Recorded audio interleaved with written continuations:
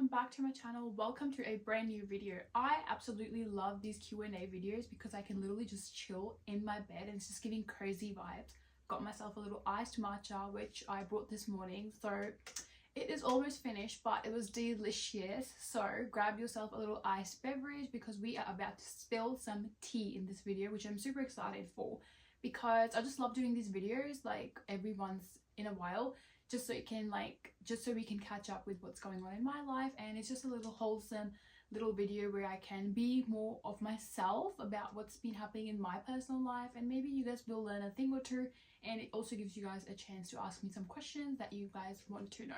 Get right into this video. I obviously have all the questions written down on my iPad. I literally just asked you guys on Instagram, just let me know what sort of questions you guys might have and I will be answering. First question is tips for a long distance relationship. I myself have been in a relationship for 4 years with someone that is not from here, so this is a long distance relationship, so it's safe to say that you came to the right girl. I know in this day and age it is so hard to do long distance relationships just because of everything we see on media. We see people going on trips, we see people doing stuff for Valentine's Day, or just going for a dinner, or just simple things like seeing someone at the end of the day. Is these little things that we can't actually really do in long distance. But it is super important to remember that just trust the process, because once you guys are together it will be so meaningful. It is also super important to know that when you guys are together you will not be taking these moments for granted. For me, self-love played a huge role in my relationship because it really taught me how to be my own person before we are together.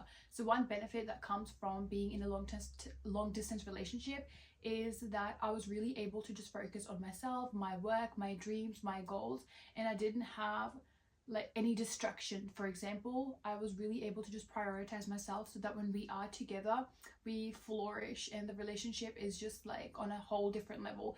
Whereas for some people it might look like all roses and stuff from the outside, but people actually really want their space and they feel trapped in a relationship. So I feel like that one benefit that a lot of people might not see in a long distance relationship is just being able to have your own space, being able to do your own things, discovering who you are as a person before you both are together. I think that is so beautiful because the more you work on yourself when you guys are together, it's just a whole different vibe. You can go either way. In some relationships you want the person 24/7, but in some you may want your own space. You may want to be doing your own thing mostly and not seeing your partner as much. So my biggest tip would be just work on yourself, self-love, do your own things, have your own hobbies. Don't just be sitting around texting your man 24/7. Just like have your own life. Men love women that have their own thing going on. When they're busy, they see those things. No man wants a woman that's constantly running behind it because they feel so trapped and like literally like they cannot breathe in the relationship. So please don't be that girl. Just be doing your own thing. It's a win-win situation. You're both in a relationship but you've got your own hobbies, you're still doing your own thing, and just know in your heart that when you guys are together it will just be so wholesome, it'll be so perfect, and there'll be so much to talk about and you would not be taking it for granted. So have your own hobbies, just be a busy girly, just be doing your own thing, and I promise at the end the reward will be so worth it. Just be patient, and I know it's not for everyone, but out of a long distance relationship you do come out so much more stronger. So just have patience and just have faith. Next question is, what's the true meaning of confidence and how to maintain it? Confidence is having faith in yourself, your abilities, knowing who you are as a person and trusting yourself. In order to be confident, so much comes to play. Your boundaries, your self-love, how you see yourself as a person, your flaws. In order to maintain self-confidence, so much comes into play. Your traumas, your self-love, your healing journey, everything that you have been through. Confidence is not just something that you can learn about, it's actually putting action in towards that work. For example, person A might be all about learning about confidence. They might sit, read books, podcasts about how to be confident. How do I do this? How do I do that? What does a confident person look like? How does a confident person book? How does a confident person talk, for example? But that's all great, but if they're not actually putting any action, if they're every day they're literally just rereading the notes, re-listening to the podcast, everything, that is so great. But if you're not actually taking action, you're too scared to take action, then that confident, like all of that learning is literally just going down the drain. You can't just listen to these podcasts or listen to these videos and not decide to take any action, because unfortunately that is just not helping you grow. I know it can be so scary to be out of your shell, but remember, when you're out of your shell, it can be so scary. We all absolutely hated public speaking and blah blah blah, all these things. But whenever you're growing, you are doing things out of your comfort zone. Whereas we have person B. So person B does also listen to podcasts. They also read self-love, self-confident books that teach them how to be confident. But they also the next day follow those steps. They go towards, it can be something so little like asking your barista person how their day is going, or just taking yourself out on a little solo date, or just going for a walk by yourself, going to the gym by yourself. They know that just taking these baby steps will help them become a confident, better person as each day goes by. Maintaining that can be super easy. You just need to follow these little habits. So little habits such as, for example, you're really scared to go to the gym by yourself. I completely get it, but maybe you can go to the gym and just stick to a little section in the gym. When I started gym, my friend, I would heavily rely on my friend for so long, and when she wouldn't come, I would be like, oh my god, like I'm so scared.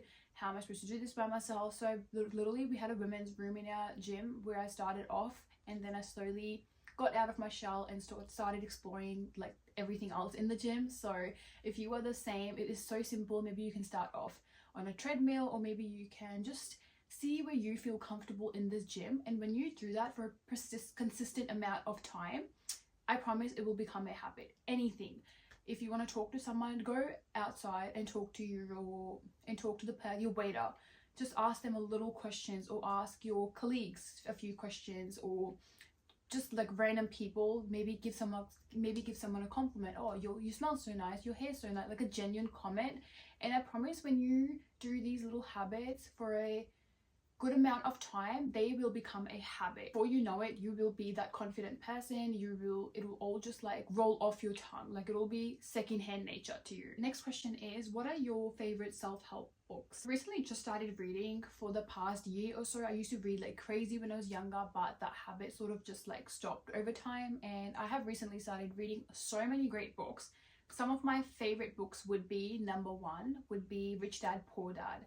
Honestly, I love that book because it is talking about a rich dad and a poor dad and the way these two men think. I love this book because it shows us a different perspective on investment, on how to deal with money that you don't really learn at school. This book talks about money, assets, liabilities, how to be smart about your money, about investing, and it's basically two little boys who have a rich dad and a poor dad, and it's literally about a rich dad's life and the way he thinks about money, and a poor dad's life and how he thinks about money.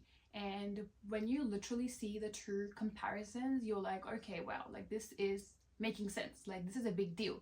Like this is what maybe my parents think like that, or maybe my parents like think like this. So I've definitely found that really, really interesting and so helpful about money in general. My next favorite book is Buy Yourself the Damn Flowers by Tam Kaur. She is my literally favorite podcaster, and she has been such an inspiration for my self-love journey. And that book is so amazing because it talks about self-love, about taking yourself out on solo dates, how to be confident, how to literally talk to people, and just flourish in your feminine energy. I highly recommend this book to the girls. You can also listen to it. I think it's on Spotify as well, so highly recommend it. It's one of my favorite books. My next favorite would be Girls That Invest. I think that book is so good because as girls, not all, but for me, for example, I hate numbers, I hate investing, I don't want anything to do with it. So that book really just made it not super hard, not super complicated to understand. It was really, every chapter was really just broken down, and it was just so interesting to read, and it was just really simple, and you could actually just follow along, and it wasn't anything difficult, like not huge numbers, or not like, it wasn't like investing for girls is impossible. It's not, I mean, it's just a guy thing. We can invest as well. So that book, if you're interested in finance or how to triple your income or whatever it is for you, that book, I highly recommend it. Next question is, how do you set boundaries with loved ones? Setting boundaries with loved ones can be hard, but I want you to know that you are only setting this boundary because you respect them and you respect yourself. It is not to punish anyone. Most of us always get this really mixed up, and we think, oh, boundary, like I'm punishing them. I'm telling them my time is too precious, I cannot hang out with you. No, that is in fact not true at all. Just start slow and meet them halfway there. Me, for example, I didn't want to hang out with certain people who my parents hang out with because I just thought me sitting there was just me wasting literally my life. Like, what am I doing there? I don't want to be there. I don't like certain toxic family friends that are around. So I really just stepped away and distanced myself and just started doing my own thing. And honestly, like, it is so hard for our parents to swallow this pill, but over time, I promise, like, you will come to terms that, and they really get it. Like, it's just about having that conversation. I wouldn't set something like super unrealistic, like unrealistic boundaries. I always think like, oh, why do my parents really want me to come? Why does it mean so much to them? And why do I not want to go? Why does it mean so much for me to instead stay home? So it's really just coming into terms with yourself and with them and just meeting them halfway. We are not punishing anyone. We are literally just doing this for our own sake. It doesn't have to be like a whole scary thing. I promise that once you take a stand for yourself, people really respect that over time, and they're like, oh, you know what? I can't speak to that person like that. They do not allow that. So I can't come around and drain that person's energy, or I can't ask my friend to go out with me for a coffee date every day. This is their boundary and I need to respect that. Yes, it might be a hard pill for them to swallow at the start, but once you stand by it as hard as it can, and I get that, it will literally come around and it will be better for honestly both parties. Next question is, how do you stay consistent throughout the month? I get so lazy on my period. This question I love because as women, our cycle is consistently changing. So how I felt last night is definitely not how I would be feeling this morning. And the sooner I learnt about this, especially at uni, it changed my life. For example, I have this app called Flow, and it always tells me every day what cycle I'm in, what my mood would be like today. And once you hack this cycle, honestly, productivity, it's just so easy to be productive. Just a short summary, your luteal phase, that is right before your period, you feel fatigued. You may have tender breasts and you may be feeling really tired all the time. Your skin may be breaking out. You may be craving certain amount of food or certain foods. So for example, sugary food or savory food, whatever. And that is so normal. I tend to, on my luteal phase, try to go a little bit more easier on myself. Maybe I wouldn't be doing so much hard workouts. Maybe I'll let myself have a chocolate here and there if I'm really craving it. Then comes your menstrual phase right after, and that is when you are on your period. And that's when I go super easy on myself. I try to work around that phase. I try not to have as much coffee. I try to drink more teas. I like to do more yoga, go for more walks. Honestly, when I am doing these things for myself, it's so much more easier for me to be productive because I know like I might be feeling a little bit more fatigued today, so I can't do heavy tasks or I can't do certain tasks, then I won't do those tasks, and I'll do those tasks in the next phase, which is your follicular phase. And that's when you literally just feel yourself again. Like literally after all those two phases, you're back, you're motivated, you're like, yes, this is life is great, I am back on it. And that's when I like to do heavy workouts at the gym, and I literally just like to do everything, like super productive. All my productive things come in, my diet gets better, I can have my iced latte again, and it's just things like that. In your follicular phase, you're literally just thriving. So I like to just like be really out there in my follicular phase and really use that phase and just be the best version of myself in that phase. And then comes your ovulation phase after your follicular phase, and that is when the egg travels down the fallopian tube where it gets fertilized. Your chances of getting pregnant are also really high in this phase. Next question is, how do you stay productive? This goes on in my question that I've just answered. Staying productive in general, I have a calendar, so I literally write down everything in my calendar. On a Sunday, I'll sit down and I'll just see what my week is looking like, and I have color coded everything, so everything's like color coordinated, and I'm like, oh, there's a lot of pink, so maybe I'm missing a lot of blues, and I just make sure that it is not, something's not overweighing something too much, and everything is sort of kept in a balance. That keeps me checked and just on the right track throughout my week. I also have a notes app where I like to literally just write down everything. It doesn't even have to be like super fancy apps. I don't have anything like super fancy apps or anything. I literally just write down in my notes every day the task that I will be doing the next day, and the next day I'll literally just take, like literally right now, everything that I have to do for today is written down in my iPad for today. So today, for example, was little things like get a matcha for myself, Pilates class, get my reading done, clean my car, vlog, and do some content creating, and then I'll just literally tick everything at the end of the day. And one way also to stay productive is on a Sunday I check and make sure all of my goals have been done before this weekend, so I'm not taking that same baggage into next week, because then it sort of just drags on. Why am I not doing this certain task? If I really hate a task, I'll try to get that done like straight up in the morning, so it's not ruining the rest of my day, and it's just like it's done. Like I don't even have to think about it too much. That's sometimes with gym. If I'm really not feeling gym, I just wake up and just go before I even think about it too much. Or when the day goes on, sometimes you become lazy, sometimes you're just not in the mood. Before I even think about all that, I just go to the gym and just literally get it done. And lately I have been loving Pilates. I've been switching it up. I'm honestly even thinking about just quitting gym because I'm a Pilates girly now. Like I have been so obsessed with it. So that's another example to just have those changes. I feel like when you have changes in your own life, being productive is just so much more easier because you're not always so harsh on yourself and you are experimenting and exploring with new different things as well. Next question is, how do you manage to have your own time? Because it can be hard when you're in a relationship. I think it is so important to be having your own time in a relationship. I made this mistake at the start of my relationship where I thought I just don't need my own time as a person. I am so happy with my man. I just need to be with him 24/7. I just need to be texting or be on the call. I was so wrong, you guys. You need your own space, not just in your personal relationship, but with your family, friends, and your brother. You cannot be around a certain person for so long. You cannot. As an introvert, I just need even like 5 to 10 minutes in the day just to have my own space, just because that way you are more recharged and you have those certain, that's when also boundaries come in. When you have a certain boundary set with your partner, like, oh, I'm at my Pilates class, so I cannot text you, or I'm at the gym now, I can't text you. They will respect that, because that man will think, okay, she's got her own thing going on. She's not always available for me, like, oh, that pick me energy, like, oh my god, babe, like, let's text, let's do this, let's do that together. It's not always that pick me energy, or I'm always just available for you. As a girl, you need to have your own priorities. You need to have your own habits. You cannot be available for this man, because when you are available for this man, then it'll be so great, then the conversation will flow. You can't just text each other every day, because that relationship may not be the best after a couple of months. I know at the start we were all so obsessed with each other, but why are we not so obsessed with each other in a year? Why is that energy now no longer there? Because we fell too hard. We honestly fell too hard. We started texting each other every day. We started sleeping on the phone every day. And now that romance, that spark is gone. So keep that spark alive for both of you guys.